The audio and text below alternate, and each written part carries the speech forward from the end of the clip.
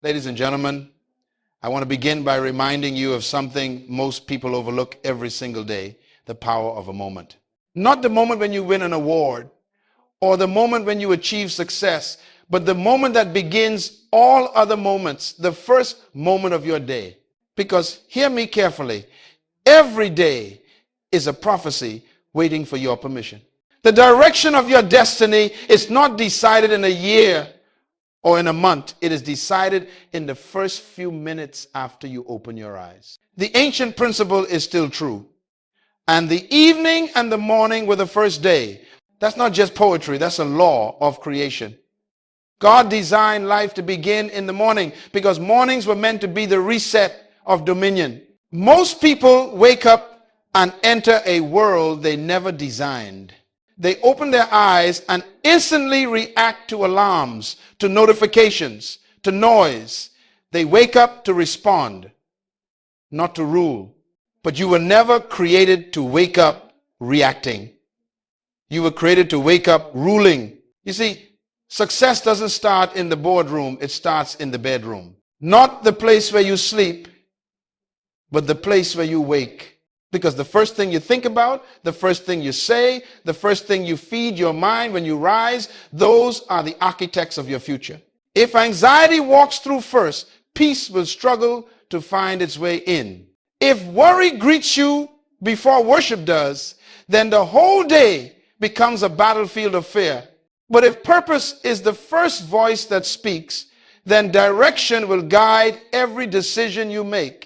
So I call this principle the law of first moments. Write that down. The law of first moments. It means whatever dominates the first hour of your day will eventually dominate your destiny. Because hear me carefully, every day is a prophecy waiting for your permission. The direction of your destiny is not decided in a year or in a month. It is decided in the first few minutes after you open your eyes. The ancient principle is still true. And the evening and the morning were the first day. That's not just poetry, that's a law of creation.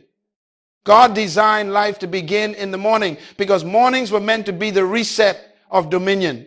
The reason some people feel lost is not because they have no direction, but because they surrendered the steering wheel of their mind the moment they woke up. They gave control of the morning to chaos, and chaos built their calendar. But hear me, the day only obeys the voice that speaks first. So, I challenge you today, never waste your first moments. The world will try to claim them, emails will fight for them, news will poison them, social media will hijack them, but you must defend them as sacred ground. Because the first few moments of your day are not casual, they are covenantal. They are the meeting place between your vision and your creator. That's why I say, wake up with intention, not interruption.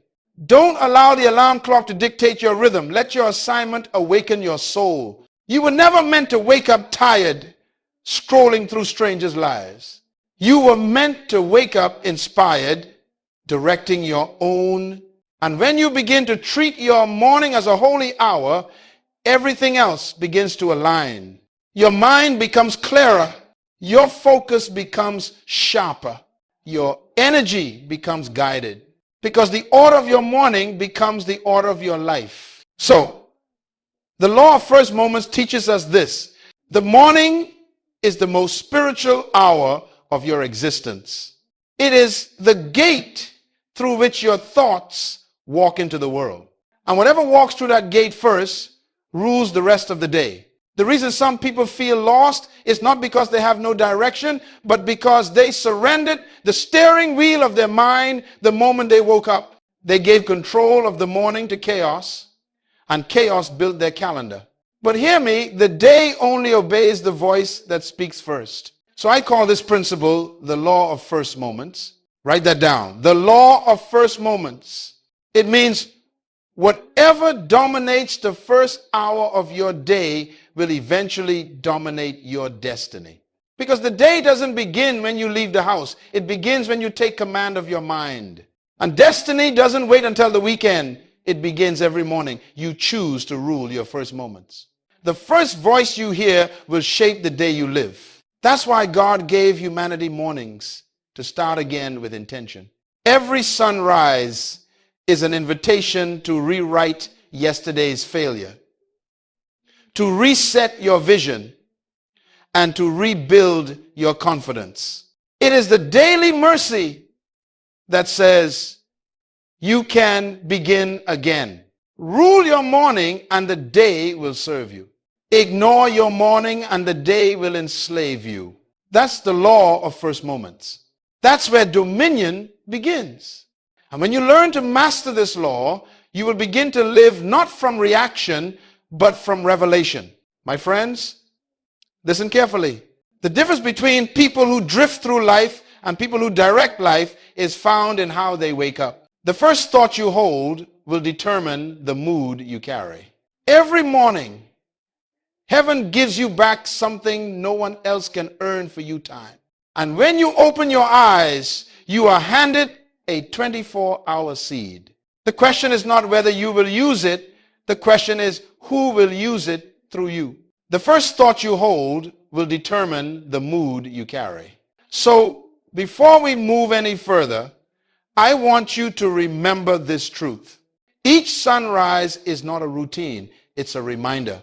A reminder that God still trusts you with time. A reminder that your vision still matters. A reminder that destiny only responds to discipline. Because the day doesn't begin when you leave the house. It begins when you take command of your mind. And destiny doesn't wait until the weekend. It begins every morning. You choose to rule your first moments. That is why discipline must begin before daylight. If you want to transform your future, start by transforming your first hour. Guard it. Guide it. Give it purpose. So before we move any further, I want you to remember this truth. Each sunrise is not a routine. It's a reminder. A reminder that God still trusts you with time. A reminder that your vision still matters. A reminder that destiny only responds to discipline. Every morning, heaven gives you back something no one else can earn for you time. And when you open your eyes, you are handed a 24-hour seed. The question is not whether you will use it. The question is who will use it through you.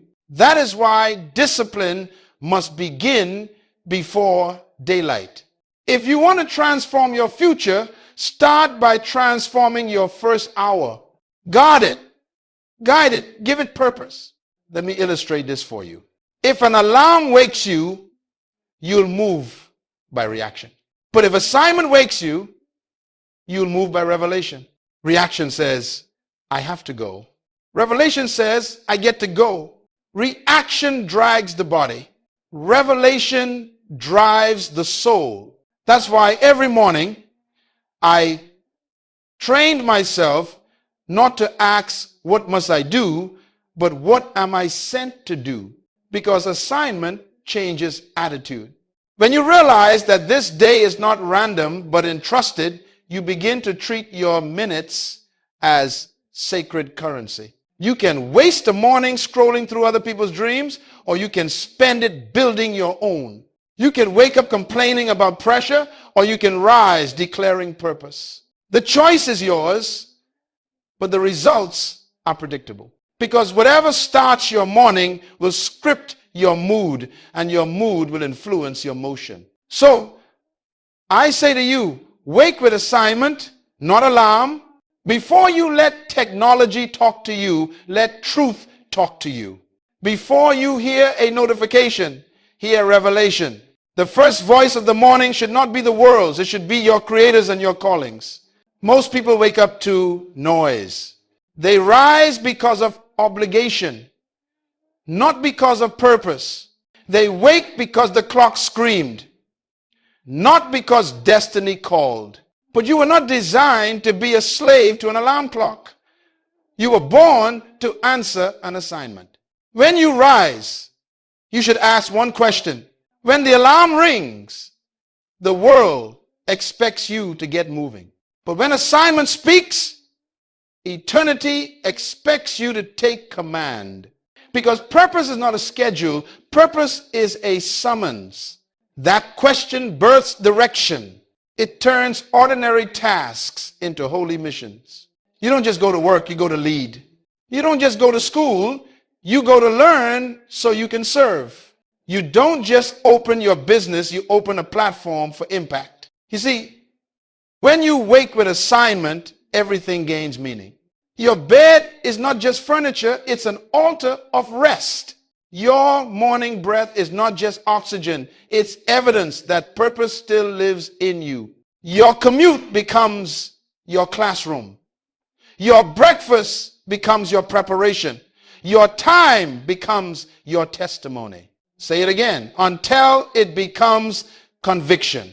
Because one day, that sentence will separate you from the masses.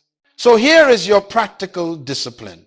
Before you sleep, write one sentence for the next day, the reason you must wake. When you open your eyes, read it before you touch your phone. Let that sentence become the spark that ignites your spirit. Because until you define your why, every day will feel like a repeat, not a revelation. Why did God trust me with another morning? So from this day forward, don't just wake up, rise up. Don't just start the day, begin the mission. And when you do, you'll discover that the energy you've been searching for is not in caffeine, it's in clarity. Wake with assignment, my friends, and the morning will start serving your destiny instead of stealing it. And the difference between getting up and getting going is the difference between survival and success. That's why I call your mind the gate of destiny. And whoever controls that gate controls your life. When God gave man dominion, he gave it first through thought. Because dominion is not physical, it's mental.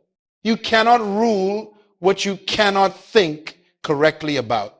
That's why the battle of life is always fought in the territory of the mind. The enemy does not need to chain your body if he can capture your belief. Your thoughts are the guardsmen of your destiny.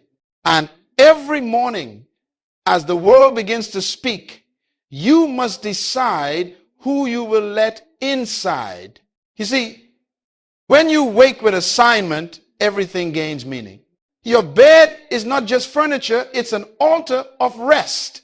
Your morning breath is not just oxygen, it's evidence that purpose still lives in you. Your commute becomes your classroom. Your breakfast becomes your preparation. Your time becomes your testimony. That's why I call your mind the gate of destiny. And whoever controls that gate controls your life. Hear me? Purpose creates energy. People ask me, Dr. Munroe, how do you stay so driven, so consistent? I tell them, I don't live off motivation. I live off mission. When you have an assignment, you don't need to be pushed. You are pulled. Assignment is the internal gravity that lifts you from comfort into calling. That's why I call your mind the gate of destiny. And whoever controls that gate controls your life. My friends, listen carefully. Your mind is the gate through which everything in your life must pass. Before a word shapes your world, it must first pass through that gate. Before fear enters your heart, it must first enter through that gate. Before success takes root in your future, it must be welcomed through that same gate. In the same way, if you value your peace, you must protect it. If you value your joy, you must defend it.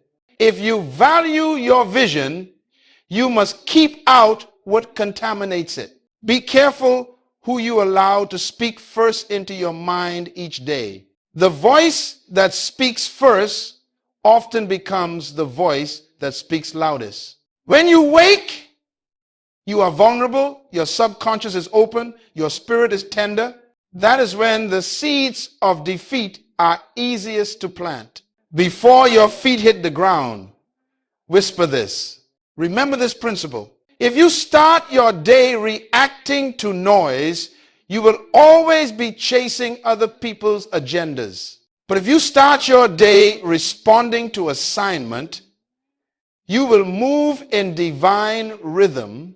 The alarm says it's time to get up. Assignment says it's time to get going.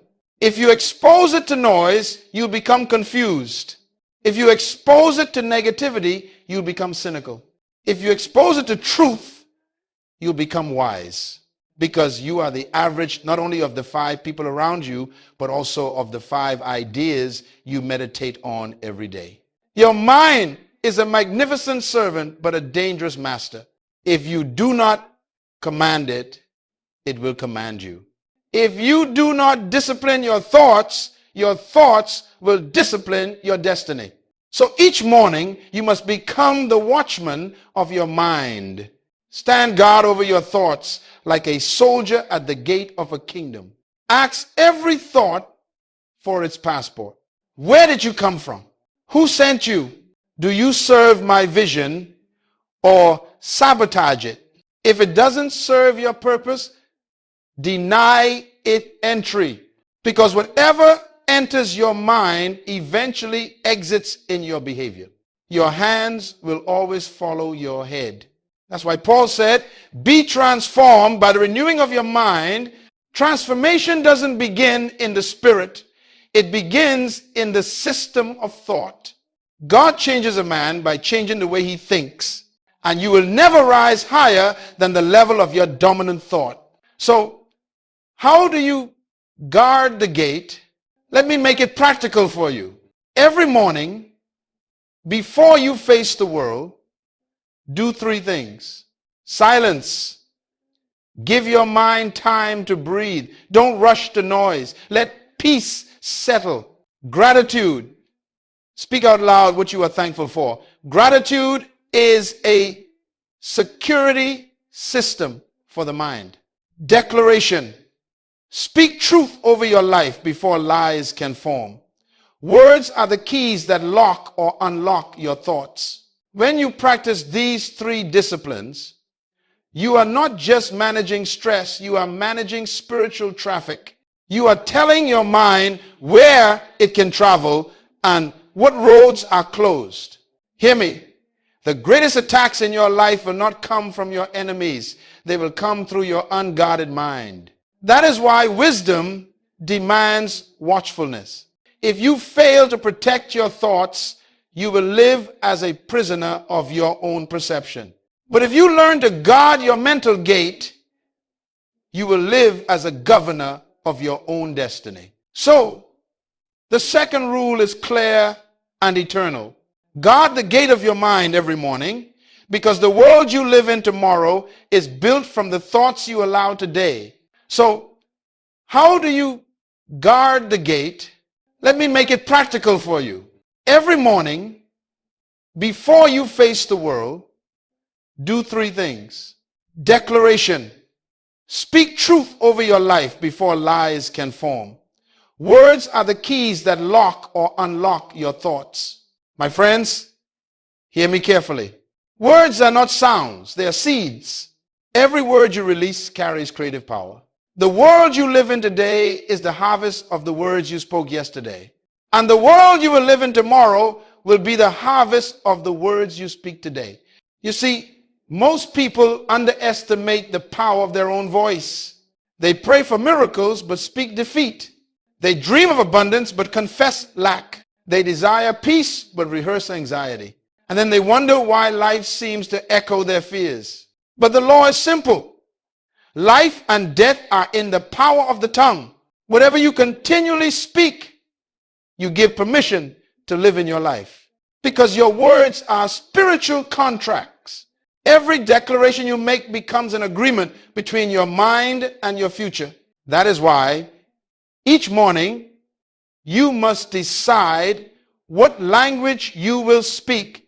Faith or fear, purpose or panic, destiny or doubt. Because your mouth is the microphone of your mind, and your mind is the factory of your future. The reason most people never rise is not because they lack ability, it's because they assassinate their own potential with their words. They speak small, so they think small. They think small, so they act small. And when they act small, life returns to them what they have confessed. But hear this truth. The mouth sets the boundaries of the mind. You will never think beyond what you are willing to say. And you will never live beyond what you are willing to believe out loud. When you wake in the morning, the first words that leave your mouth should be seeds of creation, not confession of fear. Don't start your day saying, I'm so tired. Start by saying, today I am strong. I am focused. I am favored. Because the moment you speak it, your body begins to align with your belief. Faith was never meant to be silent. Belief that stays in your mind cannot change your world. It must pass through your mouth to manifest in your life. Hear me well. Man does not live by bread alone, but by every word that proceeds from the mouth of God. Bread fills the body, word fuels the mind. If you feed your stomach before you feed your spirit, you spend the day chasing comfort instead of growth. Your mouth, my friend, is not just for communication, it is for creation.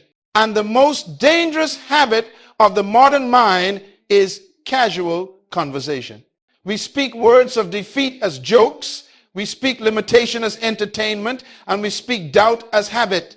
But the subconscious mind doesn't understand humor. It records and repeats whatever you say with conviction. So every morning, you must train your tongue to agree with your vision. Speak what you want, not what you fear. Declare what you expect, not what you dread. Announce your purpose until your emotions begin to believe it. Say it when you feel it, and say it when you don't. Say it until your words build walls of confidence around your mind. Say it until your imagination starts painting new possibilities. Say it until your environment begins to echo your declaration.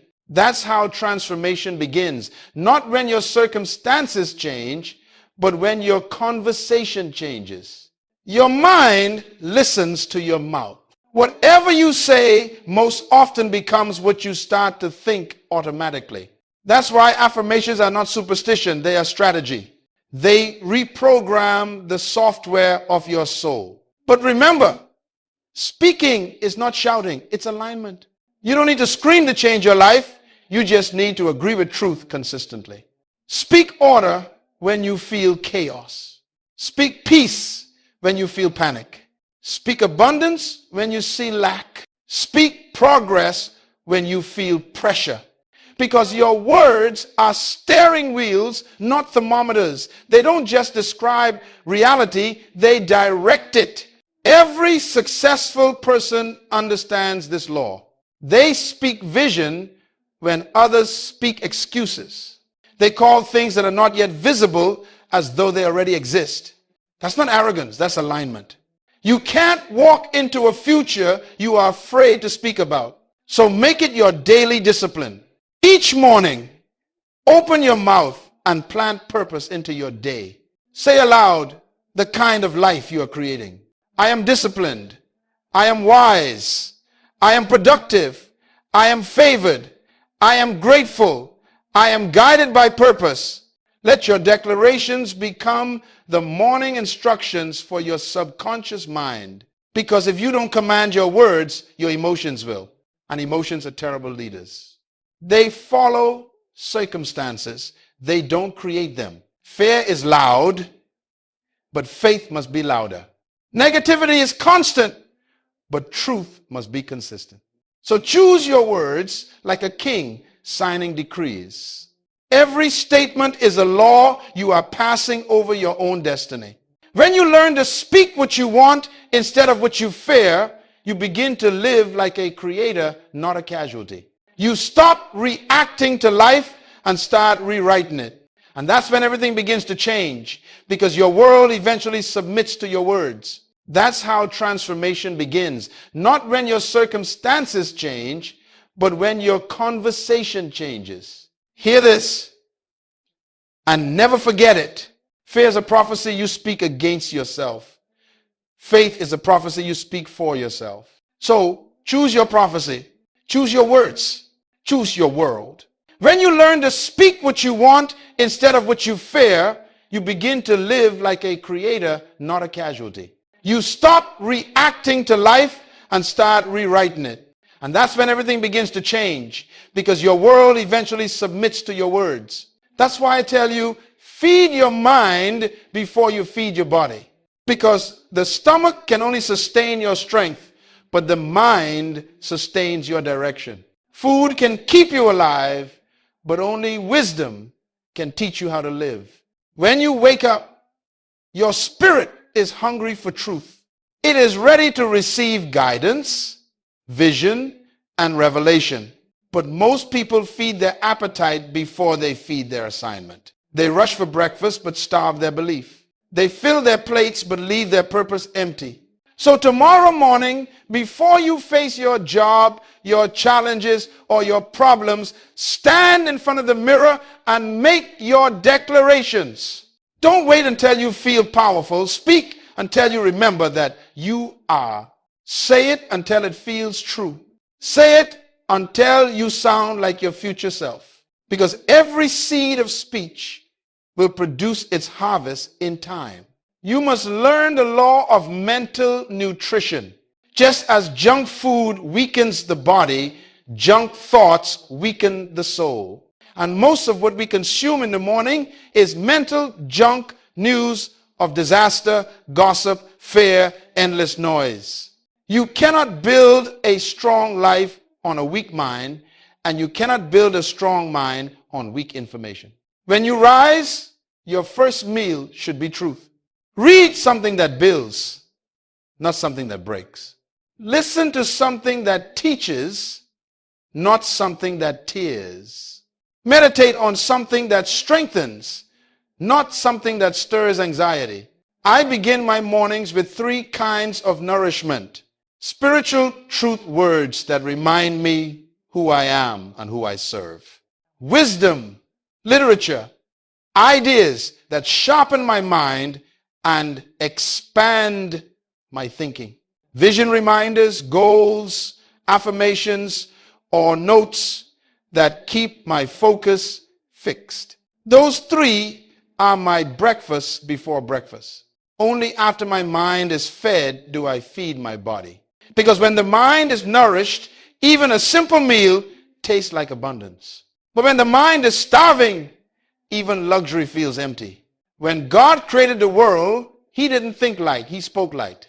He said, "Let there be," and there was. You are made in his image, which means you have been given the same authority to speak what you desire to see. When you speak in faith, you activate the creative nature of your design. But when you speak in fear, you deactivate it. So I ask you, what are you feeding your mind? Are you consuming knowledge or gossip? Are you digesting wisdom or entertainment? Every thought you consume becomes a nutrient or a toxin. A healthy mind produces healthy decisions, and healthy decisions produce a healthy destiny. Most people feed their bodies 3 times a day and their minds once a week. Then they wonder why their spirit feels weak. Your mind is a muscle. It needs daily exercise, daily feeding, daily stretching. It was never meant to run on leftovers from yesterday's motivation. Because if you don't command your words, your emotions will. And emotions are terrible leaders. They follow circumstances. They don't create them. Wisdom, literature, ideas that sharpen my mind and expand my thinking. So be intentional about your mental diet. Replace entertainment with education. Replace complaint with contemplation.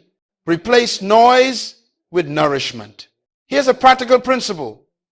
Before you eat food, eat wisdom. Even if it's just 10 minutes, feed your mind with material that matches your mission. Let your breakfast table be a classroom for destiny. If you give your mind 10 minutes of direction, your day will give you hours of focus. Remember this truth. The mind that is full of truth will never be ruled by fear. And the mind that is constantly fed will never become spiritually malnourished. You will think clearer, speak wiser, decide faster, and love deeper, because the quality of your mind determines the quality of your life. So tomorrow morning, Before you reach for the refrigerator, reach for revelation. Before you grab a spoon, grab a sentence that builds you. Before you take your first bite, take your first breath of wisdom. You see, whatever enters your mind first in the morning sets the menu for the rest of the day. If your first meal is fear, you will snack on worry all day. If your first meal is vision, you will feast on creativity all day. If your first meal is purpose, you will stay full of direction no matter what comes against you. My friends, listen carefully. The secret to power is focus. A life without focus is like light without a laser. It shines, but it doesn't cut. And many people fail, not because they lack energy, but because their energy is scattered. The most dangerous thing in life is not doing nothing, is doing too many things that don't matter. Busyness is not productivity. Activity is not achievement. You can be running fast in the wrong direction and still end up lost. That's why I say to you, focus on one assignment, not many activities. God never created you to do everything. He created you to do something. And when you try to be everywhere, you end up effective nowhere. Success doesn't come from doing more. It comes from doing meaning. You can spend your day answering every call, replying to every message, attending every meeting, and still miss your mission. Because life rewards purposeful effort, not random motion. Let me teach you a law. Focus multiplies energy. Whatever you focus on expands. Whatever you divide your attention between weakens. When the mind is fragmented, power leaks. But when the mind is concentrated, power peaks. Look at a river. When it flows wide and shallow, it's peaceful but powerless. When that same water is channeled between narrow banks, it becomes a force that can move turbines and generate light. So it is with your life. You will never produce power until you define your banks. This is why clarity is the companion of destiny. Until you decide what deserves your attention, everything will demand it. And the world will always provide you with distractions if you don't provide it with direction. So I ask you this question: what is your one assignment for today? Not your to-do list, not your calendar, your assignment. The one thing that moves you closer to your vision, the one thing that multiplies your gift, the one thing that makes today matter. If you don't decide that, you will spend the day reacting to what others decided for you. You will become a slave to urgency instead of a steward of importance. You will end up busy but barren, working hard but producing little. So I want to teach you a principle I live by. Focus is the ability to ignore. Every successful person I have met mastered the art of saying no. They learned that every yes carries a price tag. If you say yes to distraction, you are saying no to destiny. If you say yes to pleasing everyone, you are saying no to fulfilling purpose. You cannot do both. Hear me. Focus is not just concentration. It's consecration. It means setting apart your energy for what truly matters. It's deciding that you will give the best of yourself to the best of your purpose. And that decision will cost you. It will cost you comfort, convenience, and sometimes company. But it will give you clarity, consistency, and completion. So each morning, as you rise, ask yourself these three questions before you start your day. Does this task move me toward my vision? Does it require my unique gift? Does it align with my values? If the answer is no to any of those, delay it or delete it. Because if everything is important, nothing is.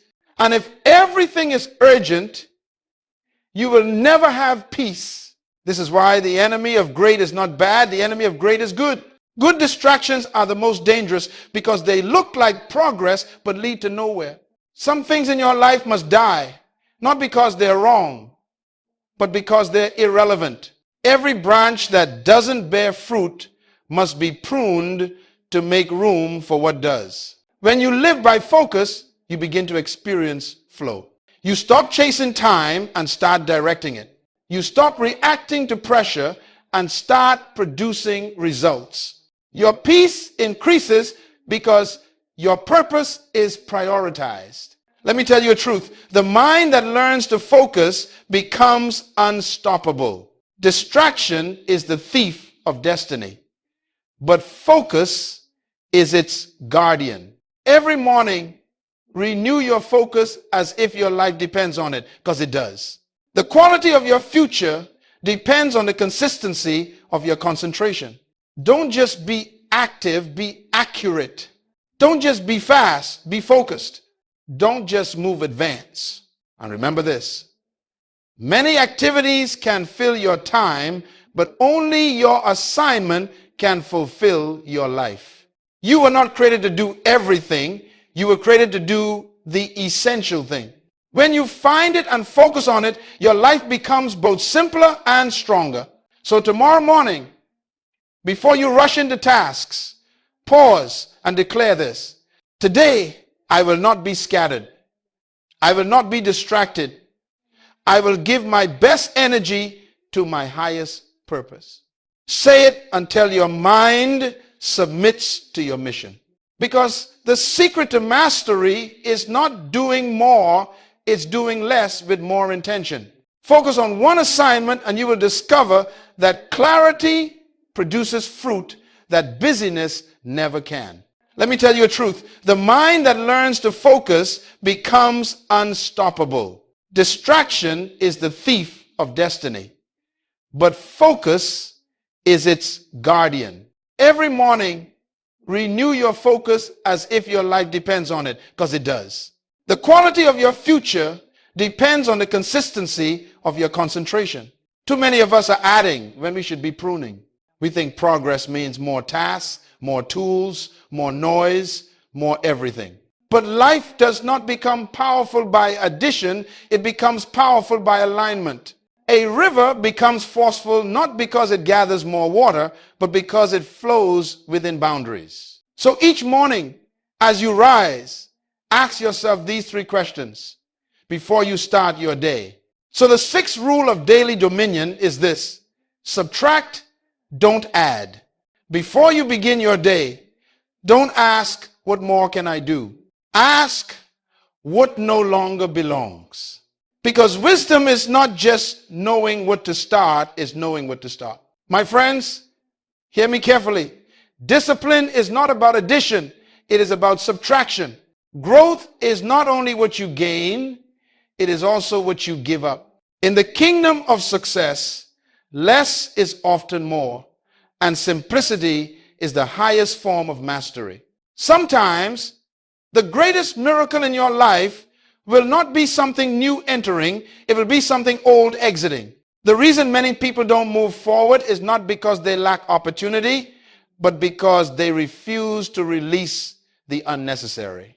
You cannot run toward purpose while holding on to excess. You must travel light to go far. Let me give you a law. Elimination is the first step to elevation. Before God multiplies, He always divides. Before He adds, He always separates. Before He promotes, He always prunes. Every breakthrough is preceded by a breaking away. So I ask you today, what must you subtract? What relationship drains your energy instead of feeding your vision? What habit consumes your time but contributes no growth? What commitment flatters your ego but fractures your focus? Every morning, you must audit your life. Audit your time. Audit your attention. Audit your circle. Because every minute you give to the meaningless is a minute stolen from the meaningful. And you can't complain about lacking time while you waste it entertaining distractions. You see, pruning is not punishment, it's preparation. When the gardener cuts the branch, it is not to hurt the tree, but to make it bear more fruit. So when God begins removing things from your life, don't panic. Praise Him. He's not taking from you. He's clearing space for what's next.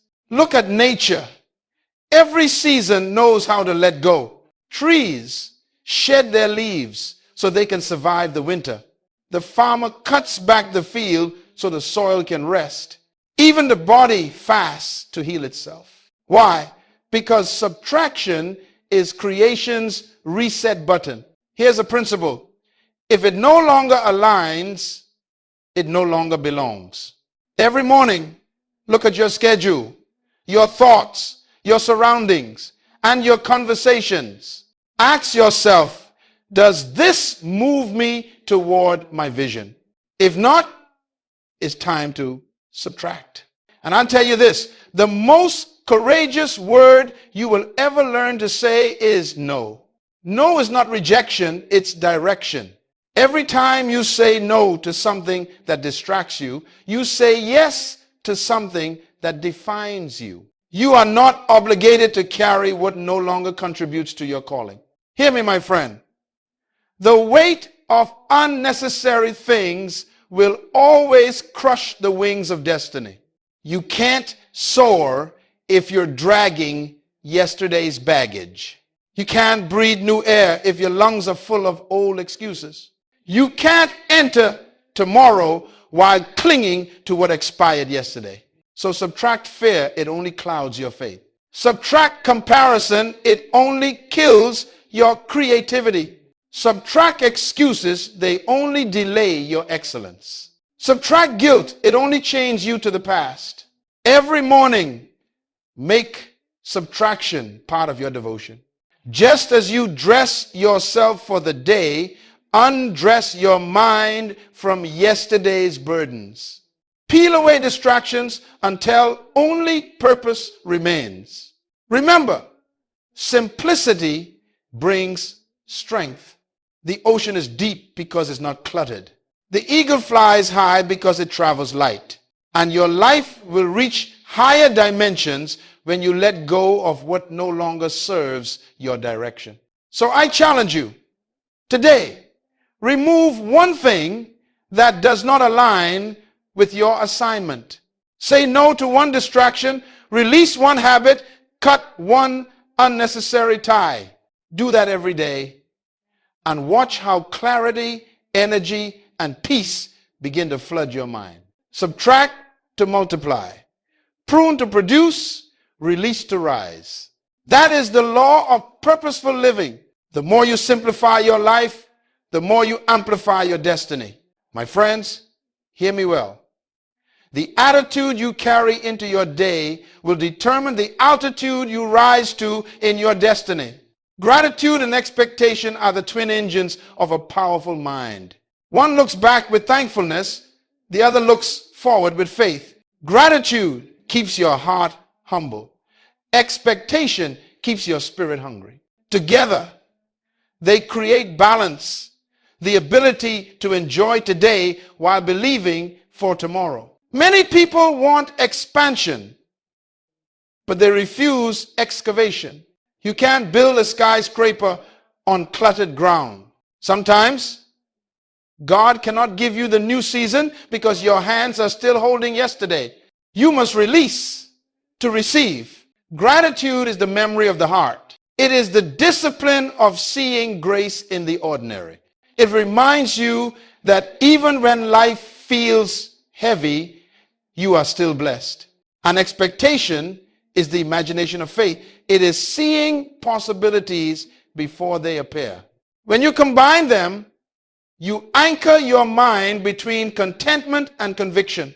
Let me tell you, gratitude is not a reaction, it's a decision. It is not based on how you feel, it is based on what you know. If you only thank God when things are good, then you don't understand his nature. Gratitude says, even when I don't have what I want, I still have enough to work with. Gratitude turns little into much, delay into preparation, and struggle into strength. You see, a grateful heart is a magnet for miracles. When you thank God for what you have, you invite him to trust you with more. But when you complain about what you lack, you close the door to increase. Gratitude is heaven's signal that you are ready for the next level.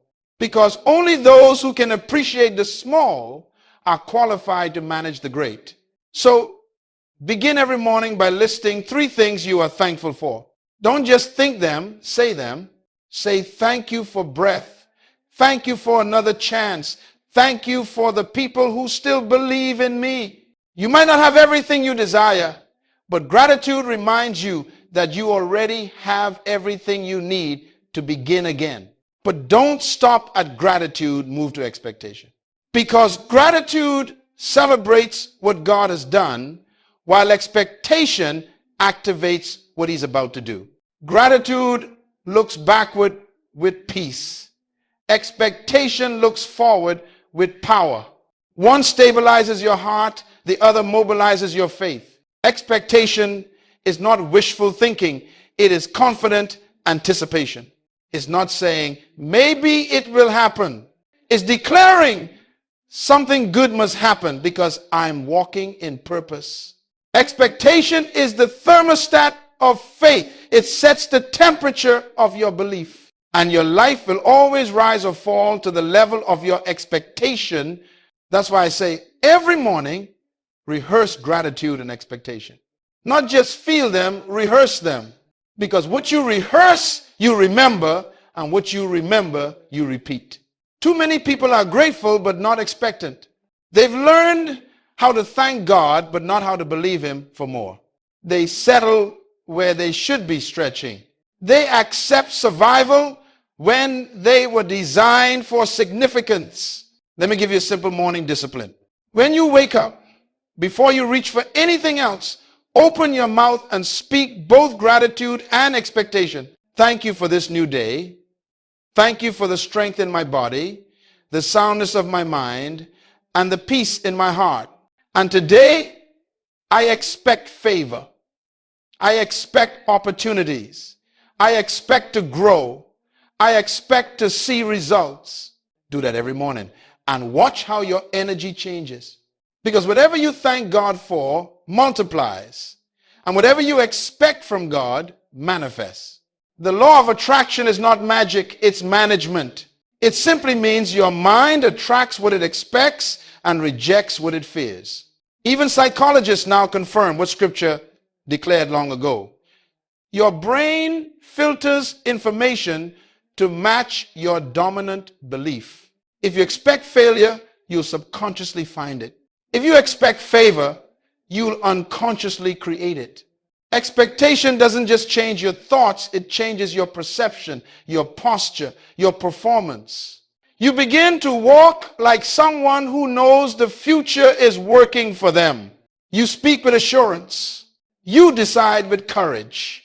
You endure with hope because expectation is the anchor that keeps you steady when progress feels slow. And remember, this gratitude is the password into peace. Expectation is the pathway into progress. You need both every morning to keep your heart aligned with destiny. Gratitude keeps you joyful in what is. Expectation keeps you passionate about what will be. So tomorrow morning, before you run into the rush of life, pause. Take 3 minutes to rehearse gratitude. Take 3 more to rehearse expectation. Let your words set the tone for the day. Say what you are thankful for and then declare what you are believing for. Do it until your emotions align with your declaration.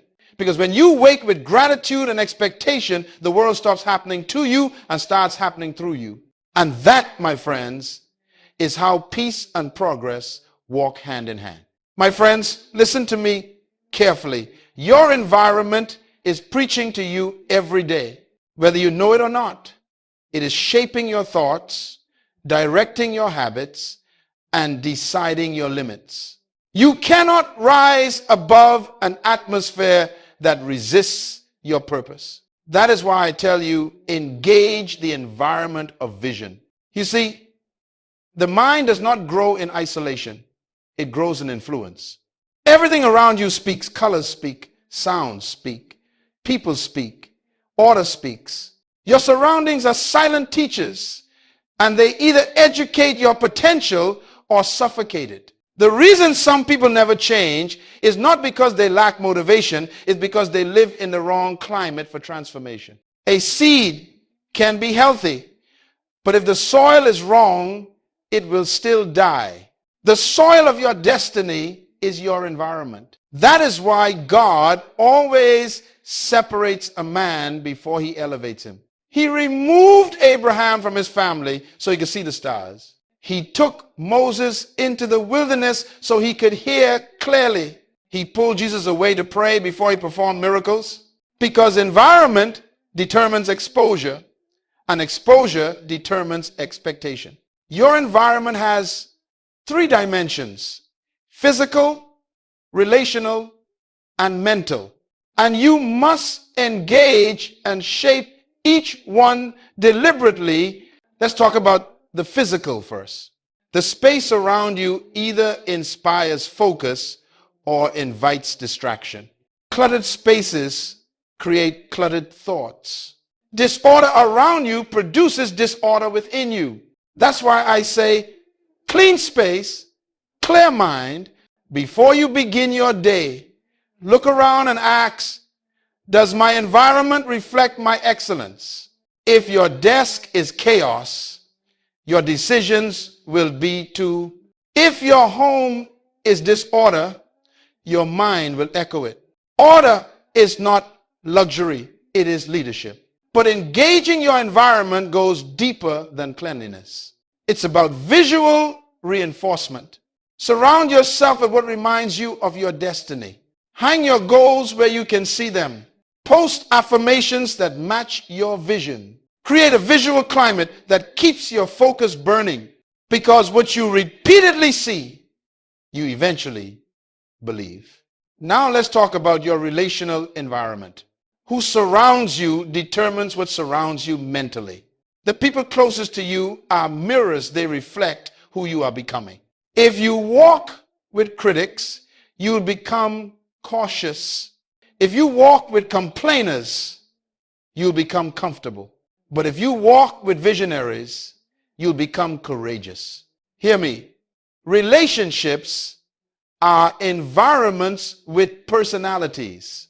Every conversation plants something: doubt or faith, confusion or clarity, fear or fire. So ask yourself, who in my circle makes me think higher? Who makes me believe bigger? Who challenges me to grow? And if you can't name them, it's time to change your circle, because you cannot carry divine purpose while walking with people who are satisfied with mediocrity. You will either adjust to their level or rise beyond their comfort.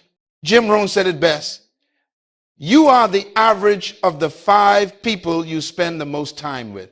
And I'll add this: you are also the average of the 5 conversations you entertain each morning. Choose your environment wisely, because it is constantly choosing your future. Finally, your mental environment, the atmosphere inside your head. Even when your surroundings are right and your relationships are right, you must still manage the climate of your own thoughts. The mind, my friend, is a nation. You are its president, its parliament, and its protector. So govern your mental environment with intentionality. What thoughts are you allowing to stay rent-free in your head? Do they build your courage or breed your fear? Every morning, inspect the climate of your thinking. If negativity clouds the sky, speak sunlight. If doubt starts to drizzle, declare faith. If fear starts to whisper, turn up the volume of truth. You can't always control the weather outside, but you can control the weather within. You see, success doesn't happen by accident, it happens by atmosphere. That's why winners cultivate the conditions for greatness. They design their environments to serve their intentions. They fill their spaces with inspiration. their calendars with priorities, and their minds with possibility. Their environment pulls them forward even when motivation runs low. Let me tell you something. Excellence is not an act. It is an atmosphere. It lives in the way you keep your room, the way you manage your time, the way you respond to people, the way you speak to yourself. It's not about luxury. It's about intentionality. Every morning before you go into the world, take 5 minutes to engage your environment of vision. Straighten your space. Symbolize order. Read something inspiring. Stimulate creativity. Speak to one person who lifts you. Strengthen connection. Review your goals.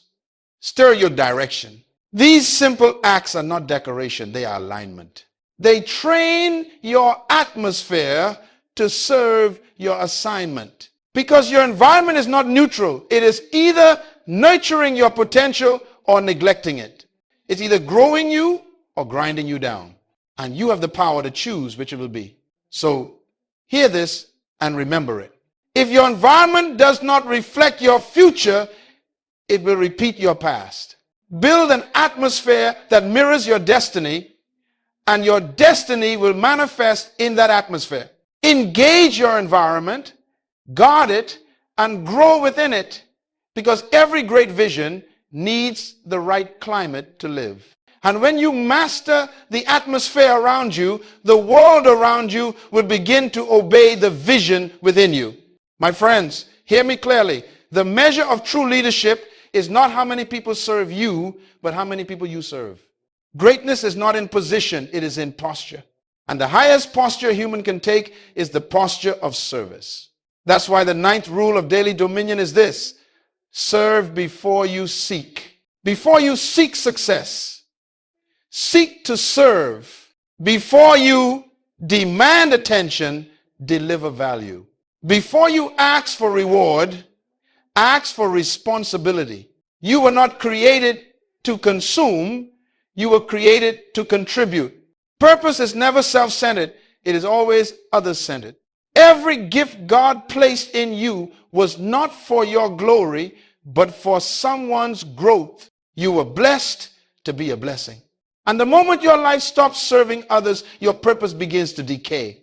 You see, service is the currency of greatness. Jesus said, whoever wants to be great among you must be your servant. He didn't condemn ambition, he redefined it. He said, you may pursue greatness, but the path there is through service. Many people wake up asking, what can I get today? But those who make impact wake up asking, whose life can I live today? One question produces consumers, the other produces leaders. The consumer survives, but the servant reigns. Let me tell you a secret about success. Money follows value, and value flows through service. You don't chase success, you attract it through usefulness. The more people you help, the more heaven trusts you with influence. Because God promotes stewards, not seekers. If you wake up only thinking about yourself, your world will always feel small. But when you wake up thinking about others, your world begins to expand. Service enlarges the soul. It transforms your motives from me to mission. Hear this. You are most alive when you are useful. That's why depression often hides behind self-absorption. When life revolves only around you, it begins to lose meaning. But when you live to serve, every moment becomes meaningful. Every act of kindness becomes an investment in eternity. So every morning, before you set out to achieve your goals, stop and ask, who can I help today? Whose burden can I lighten? Whose dream can I strengthen? Because your environment is not neutral. It is either nurturing your potential or neglecting it. It's either growing you or grinding you down. And you have the power to choose which it will be. When you live to serve, you begin to understand that success is not measured by what you possess, but by what you produce in others. Your greatest legacy will not be what you built, but who you built. Because people are the only investments that last beyond time. You see, selfish ambition is exhausting, but servant ambition is energizing. When you serve, you tap into the natural rhythm of creation, giving, growing, and glorifying. The ocean gives to the clouds give to the land gives to the seed, and the seed gives back to life. The circle of greatness is always sustained by giving. It doesn't have to be dramatic. Sometimes service is a smile, a word of encouragement, a silent prayer, an honest compliment, or a small act of integrity. Service is not always public, but it is always powerful. It turns ordinary moments into divine appointments. Remember this law. Service is the seed of promotion. Before God can trust you with nations, he will test you with neighbors. Before he gives you influence in public, he watches your humility in private. And those who serve faithfully in small things will always be elevated to greater things. When you live to serve, you begin to understand that success is not measured by what you possess, but by what you produce in others. Your greatest legacy will not be what you built, but who you built. Because people are the only investments that last beyond time. Serve before you seek, my friends, and you will never need to chase destiny again. Because destiny will start chasing you. Because service is not something you schedule, it's something you are. You don't need a title to serve, you need a heart. And when your heart beats for others, your destiny begins to beat louder. I have learned this. Those who serve rise faster than those who strive. Because striving is powered by pride, but serving is powered by purpose. And purpose always wins. So tomorrow morning, when you wake, don't just think of what you can achieve. Think of what you can give. Don't just plan your advancement, plan your assistance. Make someone's load lighter and watch how life begins to lift you. Because in God's system, greatness is never grabbed, it is given through service. And the hands that help others climb will always find themselves lifted higher. So if you ever feel stuck, start serving. If you feel directionless, start giving. If you feel empty, start pouring. Because the fastest way to fill your soul is to empty it for others. The more you give, the more God multiplies your capacity to give again. My friends, listen carefully. Every morning must end with a decision, not just devotion. Because inspiration without discipline is illusion. You can pray, you can plan, you can even proclaim, but without discipline, nothing will ever live beyond your emotions. That's why the 10th and final rule of daily dominion is this: close your morning with a covenant of discipline. Discipline is the bridge between what you desire and what you deliver. It is the invisible cord that ties your vision to your habits, your words to your works, your faith to your follow through. Discipline is not punishment. It is protection. It guards your potential from waste and your time from theft. It is the daily agreement between who you are and who you are becoming. You see, discipline is not something you feel, it is something you choose. Motivation is a feeling, but discipline is a decision. Motivation fades when pressure rises, but discipline stands when excitement dies. It doesn't ask how you feel, it reminds you who you are. That's why I call it a covenant. A covenant is not a casual promise, it is a binding agreement sealed with purpose. When you close your morning with a covenant of discipline, you are telling your future, you can trust me. You are telling heaven, I will steward what I prayed for. You are telling yourself, I will not drift today. I will drive. I want you to hear this. The undisciplined life is an unlocked life. Anyone and anything can walk into it and rearrange it. For the disciplined life is a gated life. It has boundaries. It has structure. It has purpose. Discipline is how you guard the gate of your destiny. Every morning, begin your day with one act of service. Intentional, silent, sincere.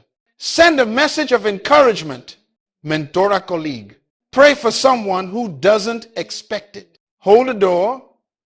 Share an idea. Solve a problem. Do something that adds light before you ask for spotlight. So, how do you close your morning with a covenant of discipline? Let me make it practical for you. Before you step into your day, do three things. Define your standard. Decide today what excellence looks like for you. Don't lower your expectations to match your feelings. Raise your behavior to match your potential. Speak your standard aloud.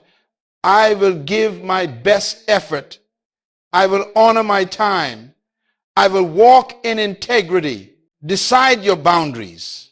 Every great life is built within limits. Know what you will do and what you will not do. Say no to distractions that dilute your energy. Protect your focus like treasure, because it is dedicate your actions. Whatever you do, do it as service, not survival. Attach your daily work to your deeper why. This turns duty into devotion and effort into excellence. That's what it means to make a covenant of discipline. It's not a ritual, it's a declaration of mastery.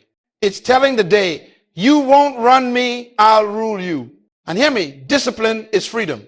It may feel restrictive at first, but it sets you free from chaos, free from guilt, free from regret. An undisciplined life feels easy now and painful later. A disciplined life feels hard now, but peaceful forever. Choose your pain, the pain of order or the pain of regret. When you live by discipline, you no longer need to chase consistency. Consistency becomes your character. And when consistency becomes your character, success becomes your companion. The greatest test of discipline is not how you act when you are inspired, but how you behave when you are invisible. When no one is watching, when no applause is coming, when no reward is immediate, that is when discipline proves its power. Because discipline is loyalty to purpose in the absence of praise. So tomorrow morning, before you rush out the door, pause and make your covenant of discipline. Say aloud, today I will govern myself with wisdom. I will not waste time on what does not grow me. I will act with integrity even when no one sees. I will stay faithful to my focus. I will finish what I start. Seal it like a vow between you and your vision. And if you fail, don't recommit. Every morning is mercy's invitation to try again. Because discipline is not perfection, it is persistence. Remember, my friends, discipline is the price of freedom. Discipline is the proof of maturity. Discipline is the protector of destiny. When you master your mornings with discipline, you begin to master your life with direction. And when you learn to command yourself, nothing external will ever command you again. So close every morning with a covenant of discipline and watch how the rest of your day begins to obey your purpose. My friends, we have come to the end of our journey this morning, and I want to seal everything we have learned under one powerful truth, the law of first fruits. Discipline begins where convenience ends. It starts the moment you no longer feel like doing what you said you would do. And every time you keep your word to yourself, you build a wall of credibility around your soul. You begin to believe in your own voice again. You begin to respect your own decisions again. Because self-respect is born from self-control. That is why in ancient wisdom, the people would bring the first fruits of their harvest, not because God needed their crops, but because they needed to acknowledge his covering. It was their declaration. You are Lord over my field, Lord over my work, Lord over my time. And in the same way, every morning, When you give God the first of your day, your first thoughts, your first words, your first focus, you are saying, you are Lord over my life. The morning is the tithe of your time. When you surrender that first portion, heaven sanctifies the rest. When you dedicate the dawn, the day bows in obedience. Hear me carefully. Your morning is the altar where destiny receives its instructions. And whatever you place on that altar first becomes the offering that multiplies throughout the day. If you place fear there, fear will multiply. If you place faith there, faith will multiply. If you place order there, order will govern. But if you place nothing there, chaos will claim the rest. That is the law of first fruits. The first determines the fate of the rest. This is why I say, do not treat your morning as casual. Treat it as covenant. Do not enter it with haste. Enter it with honor. Because the moment you wake is not the beginning of time. It is the renewal of trust. God trusted you again with breath, with purpose, with opportunity. And your response in that first hour determines how you steward the remaining 23. So rise each morning with reverence. Take those first moments to think, to thank, to focus. Let gratitude sanctify your emotions. Let truth purify your thoughts. And let vision organize your priorities. When you do, your day will no longer happen to you, it will happen for you. Understand this. Life always amplifies what you initiate. Whatever you start in faith ends in fruitfulness. Whatever you start in distraction ends in disorder. Whatever you start with God ends in greatness. So, tomorrow morning, don't just wake, worship. Don't just begin, build. Don't just plan, present your first hour to the one who gave you all of them. Make the first of your day sacred ground. And when you do, watch what begins to happen. Peace will follow you into meetings. Clarity will accompany your decisions. Favor will align with your footsteps. Because the first fruit of your morning became the seed for the harvest of your day.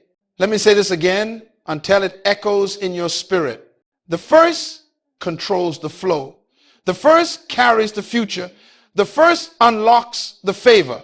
If you master your first hour, you master the next 23.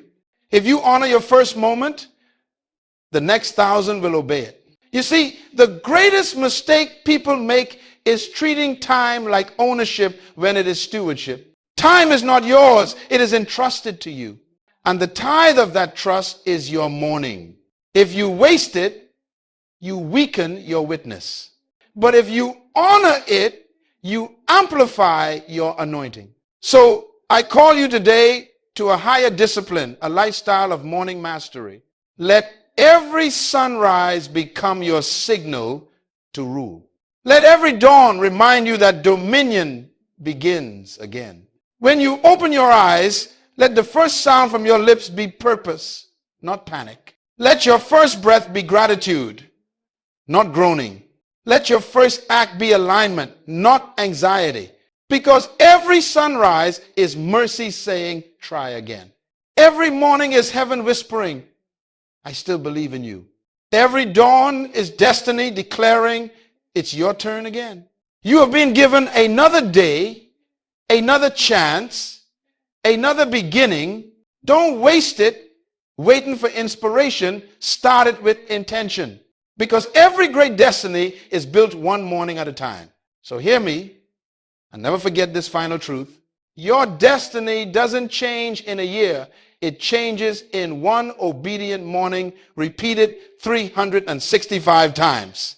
If you rule your mornings, you will reign in your life. Now, I want you to make this your declaration every dawn. This is my morning of dominion. I give this first hour as an offering of excellence. My mind will think clearly. My mouth will speak truth. My focus will serve my vision. My time will honor my purpose. And today, I will walk in the authority of one who rules his morning. Say it until it becomes your rhythm. Live it until it becomes your reality. Because everything begins there. Rule your morning, and the world will begin to respect your discipline. Honor your first moments, and life will begin to multiply your effectiveness. Give God the first fruits of your day, and he will bless the harvest of your destiny. Now, I want you to make this your declaration every dawn.